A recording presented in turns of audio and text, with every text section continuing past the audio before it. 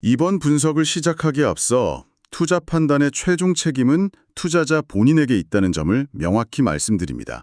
저희는 단순 참고용 정보나 분석을 제공할 뿐 특정 종목이나 섹터에 대해 매수나 매도를 절대 추천하는 것이 아닙니다. 오늘 저희가 함께 살펴볼 자료는요. 2025년 12월 연준의 금리 결정을 정말 코앞에 둔 시점에서 나온 현재 미국 경제의 복잡한 속사정을 파헤친 심층 분석 보고서입니다. 지금 날짜는 2025년 11월 19일 수요일이고요. 이번 분석의 목표는 아주 간단합니다. 왜 요즘 모두가 연준이 지금 살얼음판을 걷고 있다, 외줄타기를 하고 있다고 말하는지 그 이유를 제대로 한번 이해해 보는 겁니다.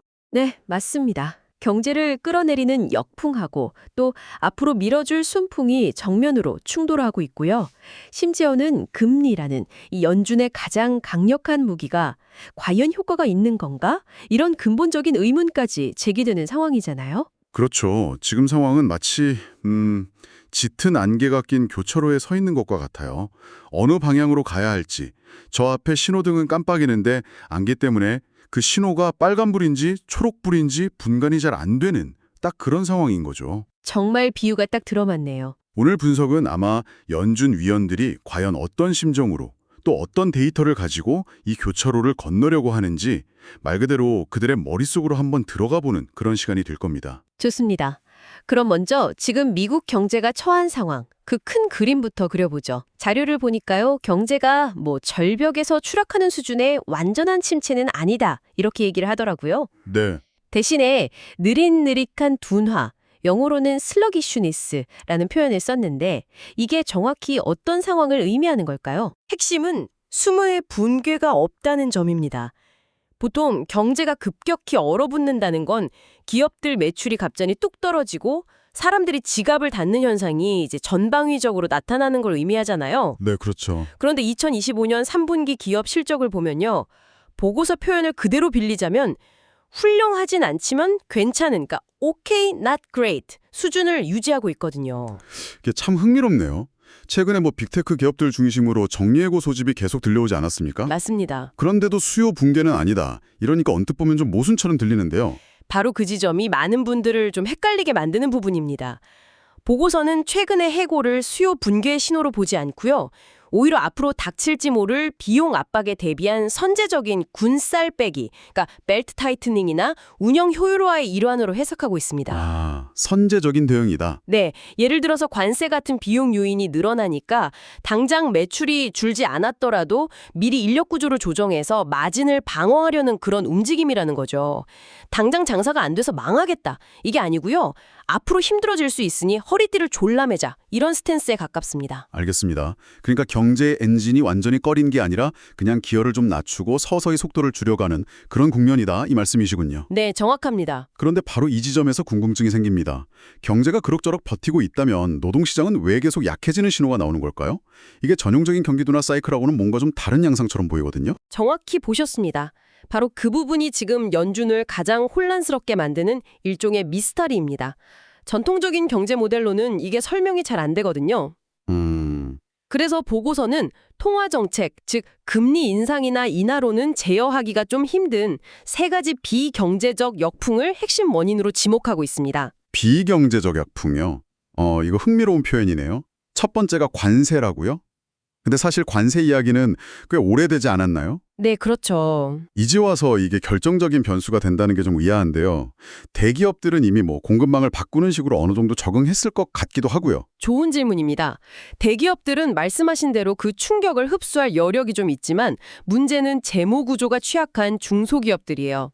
이 중소기업들은 관세 충격을 정말 고스란히 맞고 있거든요. 아, 중소기업들이 문제군요. 네. 근데 더 큰 딜레마는 뭐냐면요. 이 관세 비용이 아직 소비자 물가에 완전히 반영되지 않았다는 점입니다. 아직이요? 네. 많은 기업들이 관세가 부과되기 전에 쌓아뒀던 재고를 지금까지 소진하면서 버텨왔던 거죠. 이른바 재고 소진 디스터킹 단계가 이제 끝나고 본격적으로 이 관세 비용이 가격표에 붙기 시작하는 시점을 보고서는 2026년으로 보고 있습니다. 아, 그러니까 지금 당장 노동시장이 약해진다고 연준이 섣불리 금리를 내렸다가 내년에 갑자기 관세발 인플레이션이 터져버리면 이거 완전히 정책적으로 헛발질을 하는 셈이 될 수 있다. 이 말이네요. 바로 그겁니다. 보고서는 이런 상황을 위치를 이탈한 아웃 오브 포지션 상태에 빠질 위험이라고 표현합니다. 단기적인 경기 둔화에 대응하려다가 더 큰 장기 인플레이션 리스크를 키우는 최악의 시나리오가 될 수 있는 거죠. 이야, 정말 어려운 문제네요. 두 번째 역풍은 이민 지위의 불확실성인데 이건 또 경제에 어떤 영향을 미치는 겁니까? 이건 생각보다 훨씬 더 근본적이고 좀 구조적인 문제입니다. 자료에 따르면요, 미국 내에 합법적으로 거주하지만 영구적이지는 않은 그런 임시지위, 프로비셔널 스테터스를 가진 근로자가 무려 1,200만에서 1,500만 명에 달한다고 합니다. 1,500만 명이요. 엄청나네요. 네, 이분들이 건설, 농업, 서비스 같은 저속년 부문의 사실상 핵심 인력이거든요. 그런데 이분들의 신분이 불안정해지니까 고용주는 신규 채용을 꺼리게 되고요. 근로자들 스스로도 미래가 불확실하니까 소비를 줄이는 거죠. 아, 보고서는 이분들이 아이를 학교에 보내는 것조차 꺼리거나 뭐 쇼핑몰 같은 곳에 가는 걸 자제하는 현상까지 나타난다고 지적합니다. 이건 단순히 노동 공급이 줄어드는 문제를 넘어서는 거네요. 노동시장의 공급하고 또 내수시장의 수요를 동시에 위축시키는 이중 충격이군요. 맞습니다. 그리고 가장 중요한 건 이게 금리를 내린다고 해결될 문제가 아니라는 점이에요. 이건 통화정책의 영역이 아니라 구조적인 공급 측면의 제약이기 때문이죠. 그렇군요. 연준 입장에서는 지금의 경기 둔화가 금리 인하라는 수요 부양책으로 해결이 가능한 문제인지 아니면 자신들이 손댈 수 없는 이런 구조적인 문제 때문인지 이걸 판단해야 하는 또 다른 딜레마에 빠진 겁니다. 정말 통화정책의 한계에 대한 근본적인 질문을 던지는 문제군요. 자, 마지막 세 번째 역풍은 정부 셧다운인데요. 이건 이미 끝난 일 아닙니까? 왜 아직도 역풍으로 거론되는 거죠? 네, 45일간 이어진 역대 최장기 셧다운은 분명한 역풍이었고 이제 해소됐습니다. 하지만 보고서는 마치 큰 병을 앓고 난 뒤에 회복기가 필요한 것처럼 경제에 남겨진 그 여파 임프린트가 완전히 사라지는 데는 시간이 걸릴 거라고 지적해요. 아, 후유증 같은 거군요. 그렇죠.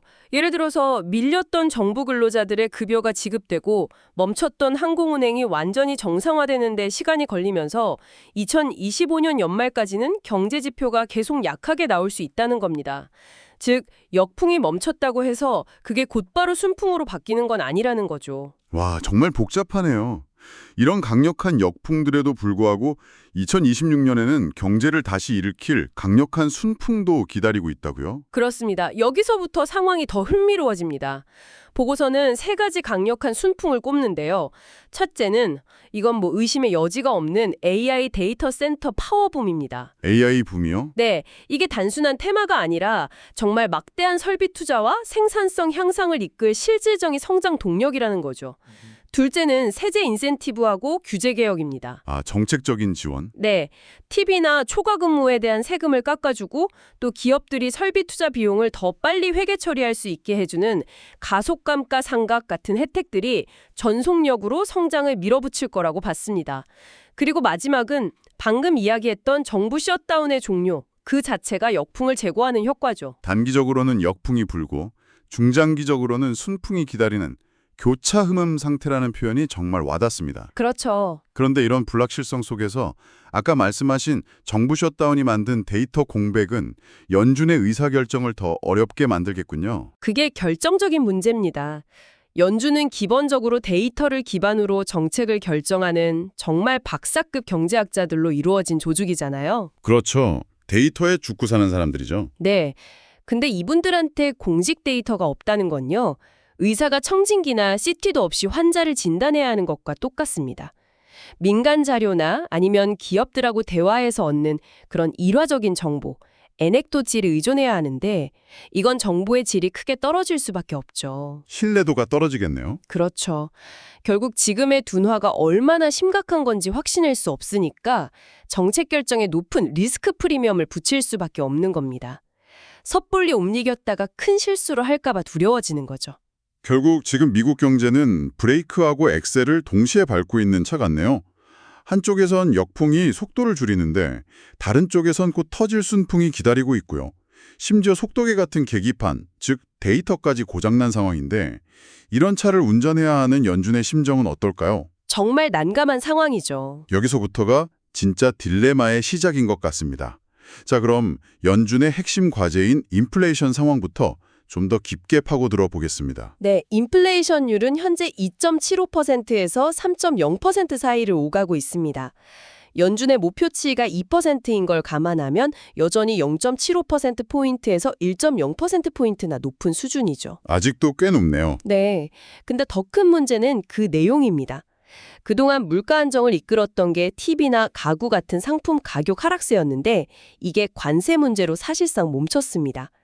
반면에 경제의 70% 이상을 차지하는 서비스 부문 인플레이션은 약 3.5% 수준에서 좀처럼 내려오지 않는 아주 끈적한 모습을 보이고 있습니다. 일부에서는 그래도 내년 하반기쯤이면 다시 물가가 안정될 거다 이렇게 낙관적으로 보던데요. 보고서는 그런 기대를요, 아무런 증거 없이 비관적인 현실을 외면하려는 신념의 도약일 뿐이라고 아주 당하게 비판합니다. 신념의 도약이요? 네, 그냥 희망사항일 뿐이라는 거죠. 이런 상황에서 보고서가 제시하는 아주 흥미로운 분석 틀이 바로 명목 중립금리라는 개념입니다. 아, 이 지점이 정말 흥미로웠습니다. 사실 대부분의 사람들은 그냥 금리가 높으면 경기를 제약한다 이렇게 단순하게 생각하잖아요. 그렇죠. 그런데 자료를 보니까 지금의 이 높은 금리가 사실상 중립일 수도 있다 이런 분석이 나오더라고요. 이건 정말 좀 충격적인 이야기 아닌가요? 이게 대체 무슨 뜻입니까? 네, 조금 복잡하게 들릴 수 있지만 이게 딜레마의 핵심을 꿰뚫는 개념입니다. 중립금리라는 건요, 경제를 과열시키지도 않고 또 위축시키지도 않는 일종의 균형점 같은 금리 수준을 말하는데요. 균형점이요? 네, 계산은 실질 중립금리 R에다가 예상 인플레이션율 파이를 더해서 구합니다. 현재 학계나 시장에서는 실질 중립금리, 그러니까 R과 0.75%에서 1.0% 사이다라는 컨센서스가 형성되어 있습니다. 거기에 현재 인플레이션율인 2.75%에서 3.0%를 더하는 거군요. 맞습니다. 그 둘을 더하면 명목 중립금리 R에는 대략 3.5%에서 3.75%라는 계산이 나옵니다. 3.5에서 3.75. 네. 그런데 현재 연준의 정책금리 상단이 4.0%잖아요. 그러니 지금의 정책금리가 추정된 중립금리보다 아주 약간 높거나 거의 같은 수준이라는 결론에 도달하게 되는 겁니다. 이게 왜 그렇게 큰 문제인 거죠? 인플레이션이 목표치인 2%보다 한참 높은 3%에 가까운데 그걸 잡기 위한 정책금리가 겨우 중립 수준에 머물러 있다는 뜻이기 때문입니다. 이건 마치 불을 꺼야 하는데 물을 아주 약하게 틀어놓고 있는 것과 같아요. 보고서의 저자가 전직 연준 총재로서 이런 상황이 매우 불편하게 메리안 컴포터블하게 느껴질 거라고 말하는 이유가 바로 이겁니다. 불편한 수준이겠네요, 정말. 네. 만약 여기서 12월에 금리를 인하한다. 그럼 정책금리는 중립금리 아래로 떨어져서 사실상 경기 부양적인 스탠스로 전환되는 셈입니다. 3% 인플레이션을 잡겠다면서 돈을 푸는 이런 모순적인 상황이 되는 거죠. 이건 연준의 신뢰도에 치명타가 될 수 있는 아주 위험한 도박입니다. 인플레이션과의 싸움이 아직 끝나지도 않았는데 사실상 항복선언처럼 보일 수도 있다 이 말씀이시군요. 그렇죠. 정말 심각한 딜레마네요. 다시 노동시장으로 돌아와서요. 아까 이야기했던 그 노동시장 약세의 성격을 규명하는 것도 무척 중요해 보입니다. 그게 통화서 정책의 효과와 직결되기 때문입니다. 만약 노동시장 약화가 단순히 경기가 나빠져서 생기는 경기 순환적인 문제라면 금리 인하가 효과가 있겠죠. 네. 하지만 자료가 지적하는 현실은 좀 다릅니다. 지금 시장을 보면요. 대학을 막 졸업한 인재들은 일자리를 구하지 못해서 어려움을 겪는데 기업들은 창문 설치 기술자 같은 특정 기술을 가진 인력을 구하지 못해서 아우성입니다. 수요와 공급의 눈높이가 전혀 맞지 않는 미스매칭이군요. 맞습니다. 금리를 내린다고 해서 소프트웨어 개발자가 갑자기 창문 설치 기술을 갖게 되는 건 아니니까요. 정확합니다. 이건 금리로리로 할 수 없는 구조적 실업의 문제입니다. 경제학적으로는 이걸 베버리지 곡선이 바깥쪽으로 이동했다 이렇게 표현하는데요. 쉽게 말하면 노동시장의 중매 효율성이 구조적으로 나빠졌다는 뜻입니다. 중매 효율성이요. 네. 연준이 이 구조적 문제를 해결하겠다고 금리를 내리면 실업률은 별로 떨어지지도 않고 엉뚱하게 인플레이션 압력만 키우는 부작용을 낳을 수 있다는 거죠. 보고서 저자가 연준 스스로도 이 문제의 본질에 대해 확신이 없어서 솔직히 잘 모르겠다. I don't know라고 말할 정도라고 하니까요. 이게 얼마나 어려운 문제인지 짐작할 수 있습니다. 결국 2부를 관통한 핵심은 연준이 지금 두 개의 전쟁을 동시에 치르고 있다는 거네요. 밖으로는 아직 잡히지 않은 3%대 인플레이션과 싸우고 안으로는 금리라는 무기가 잘 먹히지 않는 구조적 문제라는 내상과 씨름하는 거고요. 네, 그렇습니다. 정말 사면초가라는 말이 딱 어울립니다. 그럼 이제 이 모든 걸 고려해서 12월에 연준이 내려야 할 결정과 그 리스크에 대해 이야기해보죠. 그야말로 고통스러운 결정, 애고나이징 디시전이 될 것 같은데요. 보고서는 금리를 인하할 경우와 동결할 경우의 위험이 완전히 비대칭적이라고 분석합니다. 비대칭적이다. 네. 만약 12월에 금리를 인하한다면 앞서 말한 것처럼 2020년에 AI 붐 같은 순풍이 불고 관세발 인플레이션이 겹치면서 물가가 다시 뛸 때 연준은 완전히 위치를 이탈한 상태에서 속수무책으로 당하게 됩니다. 아, 이건 인플레이션 파이터로서의 연준의 장기적인 신뢰도 자체를 무너뜨릴 수 있는 회복이 거의 불가능한 위험입니다. 반면에 금리를 동결하거나 건너뛰는 경우의 위험은 어떤가요? 시장에서는 연준이 너무 신중해서 오히려 침체를 유발할 수 있다는 우려도 크지 않습니까? 늑장 대응의 위험은 어떻게 봐야 할까요? 물론 그런 위험도 존재합니다. 만약 지금의 경기 둔화가 예상보다 훨씬 심각한 것이었다면 연준의 대응이 늦었다는 비판을 피할 수 없겠죠. 하지만 이 위험은 상대적으로 관리가 가능합니다. 관리가 가능하다고요? 네, 12월에 동결하고 상황을 지켜보다가 정말 아니다 싶으면 1월에라도 금리를 내릴 수 있는 선택지가 남아있으니까요. 반면에 인플레이션에 대한 신뢰는 한번 잃으면 되찾는 데 수년이 걸립니다. 아, 그렇죠. 따라서 보고서는 장기적인 신뢰도 손상 리스크가 단기적인 경기 대응 지연 리스크보다 훨씬 크다고 판단하는 겁니다. 그래서 시장이 기대하는 2026년 3회 이상 금리 인하에 대해 그렇게 되긴 어려울 것, take the under라고 주장하는 거군요. 네. 불확실성이 이렇게 높을 때는 일단 멈춰서서 안개가 걷히길 기다리는 게 더 현명하다, 이런 판단이네요. 네, 리스크 관리 측면에서는 그게 더 합리적인 선택이라는 결론입니다. 다만 여기서 또 다른 변수가 등장하는데요. 바로 방안의 코끼리처럼 모두가 알지만 말하기 꺼리는 정치적 압력의 문제입니다. 아, 정치적 압력? 네, 금리를 동결할 경우에는 인하를 원하는 현 행정부와의 정치적 긴장이 고조될 수 있다는 또 다른 리스크가 있는 거죠. 그 문제가 항상 궁금했습니다. 연준의 독립성이라는 게 교과서에는 나오지만 현실 정치에서 그게 얼마나 실질적인 영향을 미칠까요? 보고서는 아주 현실적인 분석을 내놓습니다. 정치적 압력이 연준 위원들의 결정 테이블 정중앙에 놓여 있는 핵심 고려사항은 아니라고 봐요. 하지만 그들의 머릿속 어딘가에는 분명히 존재하고요. 배경에는 있다. 네, 특히 지금처럼 양쪽 주장에 모두 일리가 있어서 결정이 어려울 때 아주 미세하게 영향을 미친다고 분석합니다. 문제는 실제 영향보다 그렇게 보일 수 있다는 인식의 문제입니다. 아, 인식의 문제. 네, 글로벌 자본 배분자들이 연준이 정치적 압력에 굴복하는 것 아닌가 하는 의심을 하기 시작했다는 거죠. 보고서는 최근 금 가격이 50% 이상 급등한 현상의 배경에도 이런 연준 독립성에 대한 우려가 한몫했을 수 있다고 지적합니다. 연준의 결정이 경제 논리가 아니라 정치 논리에 따른 것이라고 시장이 해석하는 순간 신뢰도는 정말 걷잡을 수 없이 무너질 수 있겠군요. 바로 그 점입니다. 만약에 연준 의장이 바뀌더라도 이런 독립성의 문화는 유지될 수 있을까요? 그나마 다행인 점은 연준 내부의 독립성에 대한 문화와 시스템은 매우 강력해서 리더십이 바뀌더라도 통화정책 결정 자체가 쉽게 흔들리기는 어렵다고 봅니다. 다만 대차대조표 관리 방식처럼 다른 영역에서는 변화에 대한 논의가 활발해질 수 있다고 전망해요. 예를 들면 어떤 게 있을까요? 예를 들어서 연준이 보유한 단기 채권을 팔고 장기 채권을 사서 장기 금리에 직접적으로 영향을 주는 방식 같은 것들이죠. 알겠습니다. 자, 그럼 이 모든 복잡한 상황을 종합해서 최종 결론을 한번 내려보겠습니다. 이 딜레마 속에서 연준이 마음 편히 금리 인하 카드를 꺼내려면 도대체 어떤 조건이 충족되어야 할까요? 보고서는 두 가지 조건 중에 하나 이상이 확실하게 증명되어야 한다고 못을 박습니다. 확실하게요. 네. 첫째, 인플레이션이 목표치인 2%를 향해서 순환하고 있다는 강력하고 명백한 증거가 나타나거나, 둘째, 현재 노동시장 약세가 관세나 이민 문제 같은 일시적인 요인 때문이 아니라 통화 정책으로 반드시 대응해야 할 만큼 매우 심각한 순환적 경기 침체라는 확신이 서야 합니다. 하지만 지금은 그 두 가지 모두에 대한 확신이 전혀 없는 그야말로 안개 속 상황이고요. 그렇습니다.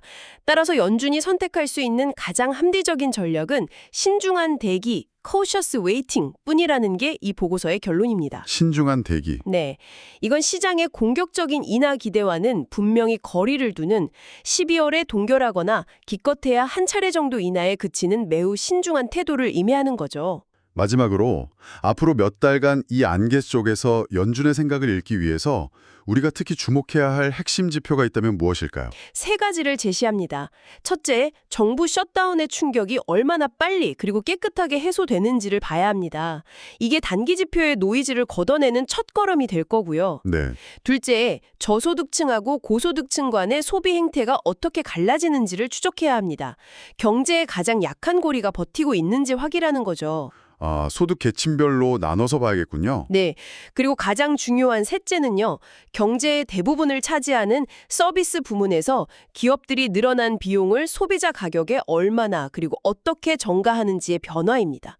이것이 바로 인플레이션의 끈적함이 풀릴지 아닐지를 판단하는 가장 중요한 바로미터가 될 겁니다. 통화정책으로는 해결하기 어려운 구조적 문제, 그리고 극심한 데이터 불확실성이라는 이 사면 초가에 완벽하게 갇혀있는 셈이군요. 네.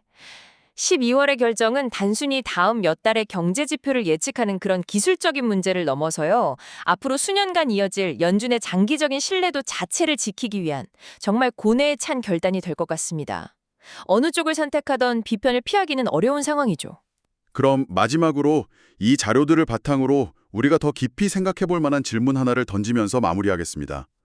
보고서에서 지적했듯이 노동시장의 미스매칭이나 이민 문제 같은 이런 구조적 문제들을 통화정책이라는 단 하나의 도구만으로는 해결하기 어렵다면 인플레이션을 자극하지 않으면서 이 경제적 둔화의 근본 원인을 해결하기 위해서 재정정책이나 노동정책, 이민정책 같은 다른 정책 도구들은 과연 어떤 역할을 어떻게 조화롭게 수행해야 할까요? 이 질문에 대해 한 번쯤 고민해 보시는 것도 좋겠습니다.